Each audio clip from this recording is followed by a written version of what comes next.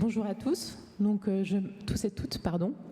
Je m'appelle donc Marie Pourchaud et je travaille chez Énergie Demain comme chef de projet rénovation énergétique. Et donc je vais vous parler d'un guide effectivement de création d'une société de tiers-financement sur lequel on travaille depuis plusieurs mois, de nombreux mois. Alors déjà, d'où vient ce guide ? Eh bien, dans le cadre du projet européen qui finance notamment la création de l'association Séraphin, on avait deux objectifs dans le cadre de ce projet, qui étaient d'aider les sociétés de tiers-financement à mutualiser leurs compétences, à poursuivre leur développement ensemble. Et il y avait un deuxième objectif qui était de diffuser le modèle de société de tiers-financement et d'aider d'autres territoires à en créer sur leur propre territoire. Donc le guide méthodologique était vraiment un livrable prévu dans le cadre de ce projet Orphée, comme un outil. Et puis, en janvier 2022, il y a l'association Séraphin qui a été créée, qui s'est diffusée, et on a eu de plus en plus des retours de collectivités qui nous ont contactés directement ou qui nous ont rencontrés à des événements pour nous demander des conseils méthodologiques sur la mise en œuvre d'une telle société. Donc, le besoin de ce guide, du coup, a été vraiment confirmé par tout ça. Et le constat qu'on a fait, c'est que c'est un sujet assez complexe, avec une définition législative pas évidente à s'approprier, et avec des mises en œuvre très denses aussi, puisque les sociétés de tiers-financement peuvent être, dans leur mise en œuvre, un peu différentes de l'une à l'autre. Et donc, pour s'y retrouver, ça semblait intéressant d'avoir un document qui explique tout ça. Donc on s'est mis en équipe. Donc côté Énergie Demain, il y avait notamment donc Françoise Rey-Faber qui a contribué, Sébastien Descours, Lola Dornier, et avec Energy Cities qui travaille sur la communication au sein d'Orphée, donc notamment Yana Chikmanova et Thibaut Maraquin. Avec l'objectif de faire en sorte que ce guide il puisse contribuer donc à l'objectif de l'association Séraphin, qui est donc de se développer et d'atteindre le chiffre de une quinzaine de sociétés de tiers-financement d'ici 2 ans. Là, vous avez sans doute retenu le chiffre. Donc c'est un document qui, on espère, pourra aider de nombreux territoires à se lancer.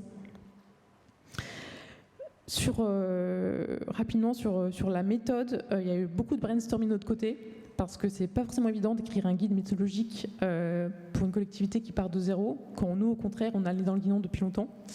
Donc on a eu des retours aussi de certaines collectivités, comme la région Bretagne, sur le plan du guide, ce qui nous a bien aidé à avancer. Et on a fait aussi en interne pas mal de brainstorming et des collègues qui travaillent sur des sujets un peu différents, pour avoir leur vision un peu neuve. Donc qu'est-ce que contient ce guide ? Donc il commence par une partie de présentation générale du concept d'une société de tiers-financement, donc un modèle qui inclut donc l'accompagnement technique des propriétaires de logements, des individuels et de copropriétés, un accompagnement technique qui va depuis la qualification du projet à l'audit, à l'accompagnement pendant les travaux et aussi post-travaux, et avec un accompagnement également financier et un possible financement direct via l'émission d'une offre de prêt et l'avance des subventions. Donc, explication générale du modèle. Ensuite, on a une partie qui explique les conditions de mise en œuvre d'une telle société, puisque ça a mis souvent des mois, voire des années à se mettre en œuvre sur différents territoires, ce qui actuellement, je pense, peut se faire un peu plus vite, justement, toute l'expérience qu'on a eue et sur laquelle on peut capitaliser. Et du coup, voilà, il y a des conditions qui peuvent être importantes à prendre en compte en termes de financement, notamment en termes de capital, en termes d'études également, de prise en compte d'acteurs locaux, puisque l'objectif de ces structures, c'est de s'intégrer avec les acteurs existants, d'avoir une bonne coordination et du coup de bien connaître l'écosystème local. Ensuite, il y a une partie qui présente le fonctionnement des sociétés de tiers-financement actuelles, donc leur modèle économique en termes de revenus, en termes d'activités, d'offres de services proposés, de cibles, est-ce que ce sont les copropriétés, est-ce que ce sont les maisons individuelles, etc. Et il y a également la présentation du modèle juridique, puisque en termes de véhicules, les sociétés de tiers-financement ont plusieurs modèles. On a certaines comme Octave en Grand Est, Bordeaux Métropole Énergie à Bordeaux, Sandal de Loire en Centre, qui sont des sociétés d'économie mixte. Il y a le cas de Hauts-de-France Passe Rénovation, qui est donc une régie, qui est le seul cas de ce type. Et il y a également une société publique locale, l'AREC, en Occitanie. Donc plusieurs modèles qui sont présentés dans le guide, avec leurs avantages, inconvénients d'un point de vue juridique, qui a été rédigé d'ailleurs par le cabinet d'avocats Oyat, qui fait partie du groupement Orphée. Et puis une explication aussi de différents modèles d'intervention, puisqu'effectivement il y a plusieurs manières de réaliser l'accompagnement. Ça peut être via de l'assistance à la maîtrise d'ouvrage, via de la maîtrise d'ouvrage déléguée, c'est le cas également en Hauts-de-France, ou via de la maîtrise d'œuvre. Donc plusieurs modèles, encore pareil, avec des distinctions, des avantages et inconvénients qui sont détaillés dans le guide. Et puis la dernière partie, qui est sans doute la plus conséquente du guide, qui présente plus de la moitié et qui est, je pense, la plus intéressante pour des territoires qui se mettent en œuvre ce type de dispositif, c'est une partie méthodologique qui explique les étapes qu'on conseille à réaliser, avec d'abord une analyse du territoire, de ses besoins, des caractéristiques en termes de population, de logement, pour voir s'il y a des cibles de logement, des types de propriétaires qui sont particulièrement qui peuvent être concernés en priorité par la société. En termes d'offres également, connaître l'écosystème local en termes de professionnels, de maîtres d'œuvre, etc., d'architectes. Une analyse également des dispositifs publics existants, dans le but aussi d'avoir une bonne intégration, une bonne coordination avec ce qui existe déjà. Et une fois qu'on a fait ce travail un peu d'analyse, on passe à la partie définition de l'offre de service. Donc, quel est le parcours d'accompagnement du propriétaire de la maison ou de la copropriété? Comment est-ce qu'on peut répondre aux besoins qui ont été identifiés? Comment on fait en sorte que ça s'articule avec ce qui existe déjà? Comment on s'assure d'une bonne coordination? Et puis, on définit dans l'offre de service également le modèle en termes de financement. Est-ce que c'est une offre de financement direct, avec une offre de prêt? Est-ce que c'est une offre de financement indirect? Actuellement, il y a seulement à Octave qu'il y a une offre de financement indirect. Sinon, les autres sociétés de tiers financement elles-mêmes peuvent proposer une offre de prêt. Et depuis très récemment aussi des coprêts à taux zéro. Et donc il y a cette étape de définition de l'offre de service qui est donc très importante. Et puis ensuite, il y a toute la partie modèle économique, plan d'affaires, à partir d'hypothèses de volume, de projets, de rénovation, à partir de caractéristiques des logements copropriétés qu'on souhaite rénover. Combien est-ce qu'on estime que ça va coûter et comment est-ce qu'on peut financer ça? Donc quel modèle économique en termes notamment de facturation du service. Donc voilà les grandes étapes qui sont décrites, allant jusqu'au modèle juridique. Je vous ai parlé du modèle de SPL, CEM juste avant, et du coup ça prévoit également une partie là-dessus.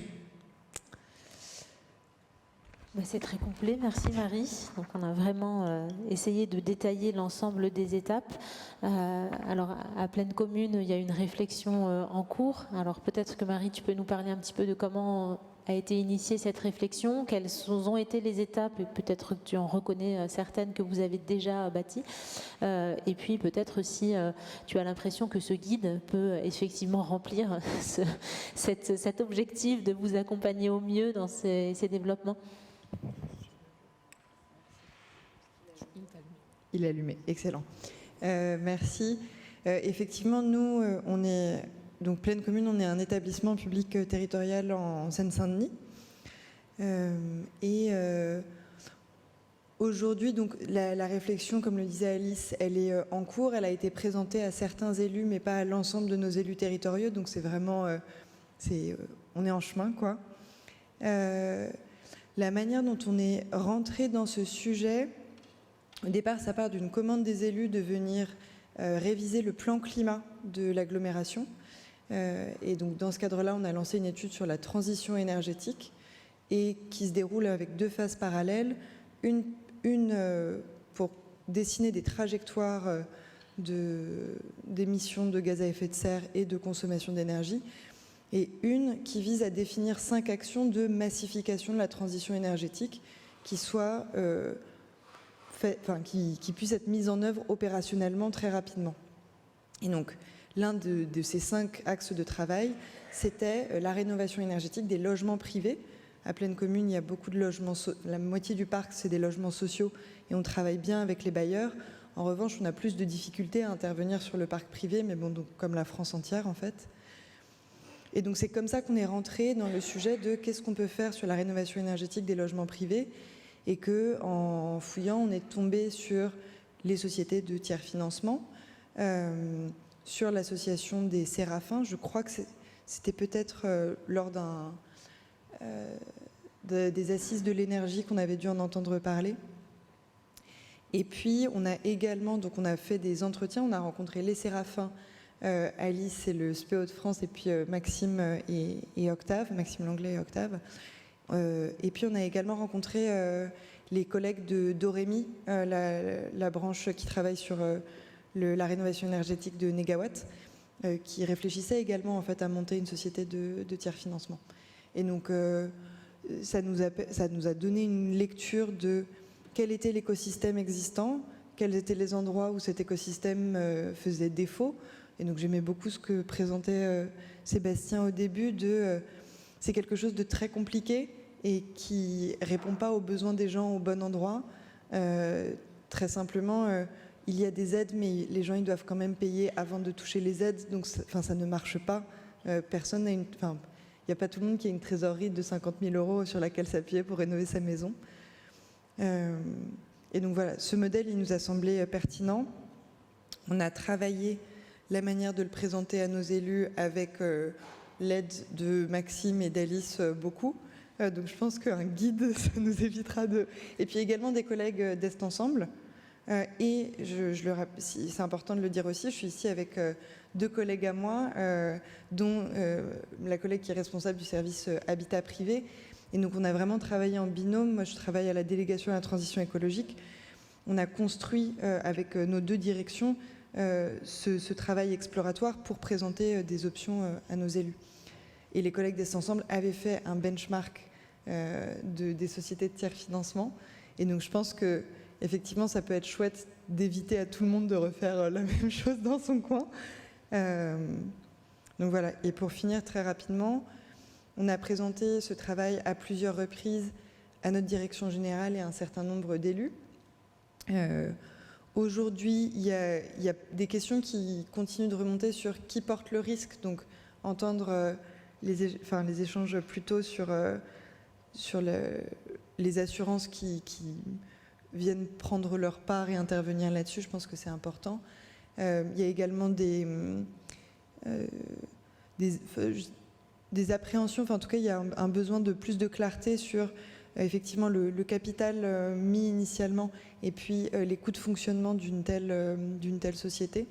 Donc voilà, aujourd'hui je pense que nos élus et nos collègues pressentent bien l'intérêt d'une telle société et en même temps avec la nécessité pour nous de démarrer une étude de préfiguration pour achever d'embarquer et évaluer effectivement comment est-ce que ça se déclinerait correctement sur un territoire comme Plaine Commune.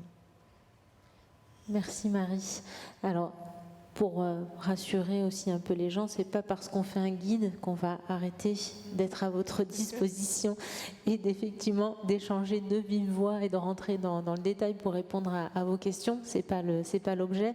L'objet du guide, c'est effectivement de vous donner des éléments construits et assez complets de l'ensemble des modèles d'un seul coup pour vous éviter de refaire effectivement votre benchmark à chaque fois, pour pouvoir ensuite nous contacter et rentrer dans le détail de vos questions, de vos vrais questionnements.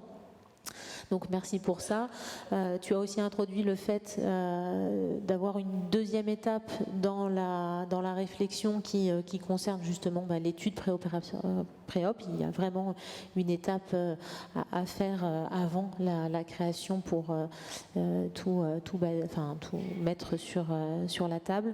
Donc voilà, c'est vraiment une construction par étape. On a aujourd'hui, alors Marie, tu peux peut-être compléter, Marie l'a dit, on a eu beaucoup de contacts avec les collectivités territoriales. On a quelques bonnes pistes qui ont avancé. Est-ce que tu penses, Marie, qu'on va atteindre notre objectif des 15 dans 2 ans ? En tout cas, on est... Allô ? Oui, c'est bon, pardon. En tout cas, on est parti pour aider toutes les collectivités qui sont intéressées. Je pense qu'il y en a bien une dizaine avec lesquelles on a eu des contacts et qui sont intéressés. Actuellement, il y a une étude de préfiguration qu'on est en train de faire en tant qu'Énergie Demain avec Pouget et Oyat en Bretagne. Et effectivement, il y a beaucoup de réflexions comme à Plaine Commune. Donc voilà, on a vraiment l'objectif d'y arriver. Et pour formation, le guide, il va être traduit et mis en page là les prochaines semaines. Donc je pense qu'en juin, vous pourrez le trouver donc sur le site Séraphin. Et du coup, voilà, approfondir vos réflexions si vous les avez commencées. On va prendre 2-3 questions avant de terminer cette séquence, s'il y en a.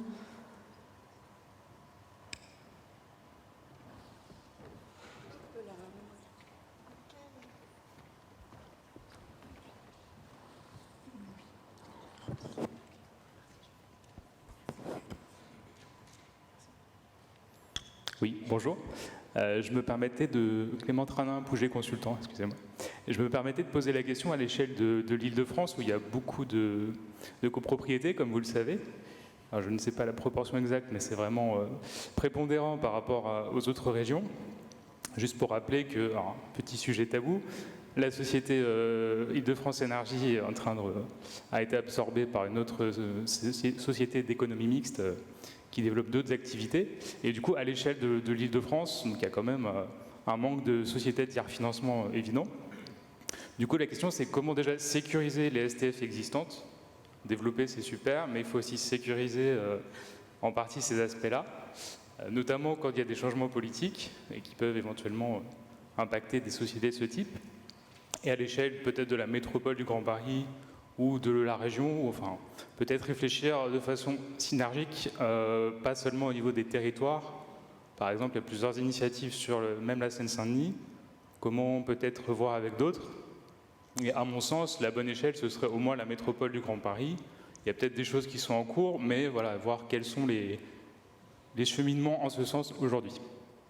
Alors, avant de laisser peut-être la parole à Marie, qui pourra peut-être compléter sur les collaborations possibles. Oui, c'est un vrai sujet de sécuriser les sociétés de tiers financement et leur intervention. Ça reste des outils effectivement un peu politiques qui sont décidés par les élus et donc malheureusement, je crois qu'il n'y a pas aujourd'hui de vraies possibilités de les sécuriser. Je crois que la meilleure manière d'y arriver, c'est que ça fonctionne et qu'effectivement les sociétés de tiers financement aient du volume et produisent de l'activité et remplissent leurs objectifs. Une fois que ça fonctionne, effectivement, c'est beaucoup plus difficile pour une collectivité de dire on va arrêter parce qu'on a terminé, parce que je pense qu'on en a encore pour quelques années avant de effectivement réussir à compléter et accompagner tout le monde. Sur la région du Grand Paris spécifiquement, Marie, je ne sais pas si en termes de collaboration tu peux compléter. En tout cas, je pense que la fermeture effectivement d'Île-de-France Énergie ou son changement d'activité, ça a envoyé un signal très fort et un signal plutôt négatif sur le rôle des sociétés de tiers financement et je pense qu'on le paye tous. Donc moi c'est quelque chose que je regrette. C'était une société de tiers financement qui avait pour mission de ne travailler qu'avec des grosses copropriétés. Et donc ça nous semble, au regard des échanges qu'on a pu avoir avec les autres sociétés de tiers financement, ça ne nous semble pas une trajectoire très, très pérenne pour un démarrage de STF. Et nous, c'est a priori pas... alors, l'étude de préfiguration doit nous guider sur comment la société de tiers financement pourrait monter en volume et avec quelle typologie de ménages et puis d'habitat. Mais en tout cas, démarrer uniquement avec des grosses copropriétés, c'est pas une recette très facile. Donc ça, c'est le premier point sur Île-de-France Énergie. Nous, on se pose des questions sur l'échelle territoriale adaptée. Et en fait, c'est des questions techniques, mais qui ont vocation à être arbitrées politiquement. Donc moi, je ne peux faire que vous exposer les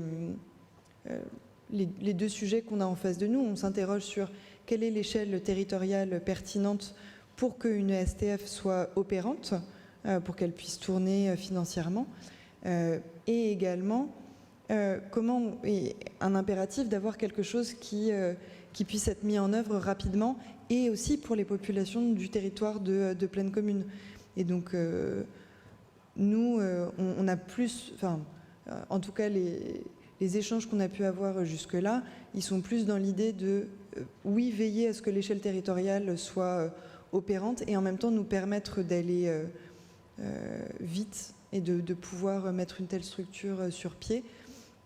La métropole du Grand Paris, moi je pense aussi que c'est une échelle territoriale très intéressante et en même temps aujourd'hui c'est une collectivité où on peine à apporter des projets collectifs aujourd'hui dans la manière dont ça fonctionne et donc je ne saurais pas trop comment aller plus loin de ce point de vue-là. Merci. Un dernier commentaire de Florence Presson, et puis on a Oui, bonjour, merci beaucoup. Donc Florence Presson, je suis adjointe au maire sur la ville de Sceaux et je travaille sur Grand Paris Grand Est dans le 93 sur justement la rénovation des maisons. C'est un territoire un peu en complément de ce qui a été dit, 40% de maisons dans un état assez précaire. Est-ce qu'au niveau Séraphin, vous avez évalué l'échelle moyenne un petit peu? Est-ce qu'un territoire, ça a du sens? Est-ce que la région, ça a du sens? Est-ce qu'il y a une préférence? Et surtout le modèle pour des maisons. Parce qu'effectivement, on a des expériences sur des copropriétés, et là, le modèle économique normalement tient, même si Île-de-France Énergie, ça a été un déficit jusqu'à la fin quand même. Mais pour des maisons, comment peut se faire le modèle économique? Alors, pour répondre, déjà, on peut dire que parmi les sociétés de tiers-financement, aujourd'hui, il y a des échelles régionales qui sont effectivement bien dimensionnées pour aller chercher du financement important, puisque si on veut agréger un ensemble de projets et avoir accès à un refinancement suffisant, il faut porter un projet un peu important. Donc ça, c'était le premier point. Nous, on remercie la BEI, mais quand on veut faire un emprunt à la BEI, on ne va pas chercher 1 million d'euros pour faire 10 maisons. Il faut vraiment avoir du volume. Le deuxième point, c'est comment on fait que ça devient effectivement pérenne pour la maison individuelle. Eh bien, à part Île-de-France Énergie qui avait décidé dès le départ, qui était vraiment spécifique sur la copropriété, toutes les autres sociétés de tiers-financement étaient entrées par le biais de la maison individuelle et toutes ont ouvert à la copropriété et maintenant travaillent sur les deux sujets. Effectivement, parce que c'est difficile financièrement sur la maison individuelle, c'est plus facile sur la copropriété. Donc quand on traite les deux, finalement, on équilibre un peu mieux les choses. En termes de volume, effectivement aussi, c'est plus facile de montrer rapidement des volumes, donc de remplir des objectifs qui sont intéressants, qu'on peut effectivement présenter aux élus et qui font pétiller un petit peu les yeux. Quand on fait les deux, parce que sur la maison individuelle, ça reste, même si on commence à avoir des volumes qui sont beaucoup plus quantitatifs, au début c'est un petit peu dur. Donc voilà, c'est vraiment en liant les deux finalement qu'on arrive. Je dois dire aussi qu'avec la mise en place de mon accompagnateur Rénov et des financements pour l'accompagnement, ça nous permet aussi d'aller chercher du financement complémentaire. On a des dispositifs, on ne l'a pas encore dit aujourd'hui, ce sont des dispositifs qui sont payants pour les particuliers. On accompagne avec un accompagnement complet, mais le propriétaire a sa part d'accompagnement. Aujourd'hui, avec la prise en charge par l'État d'une partie de cet accompagnement, ça nous permet d'être un peu mieux pour la maison individuelle en termes d'équilibre aussi. Merci à tous.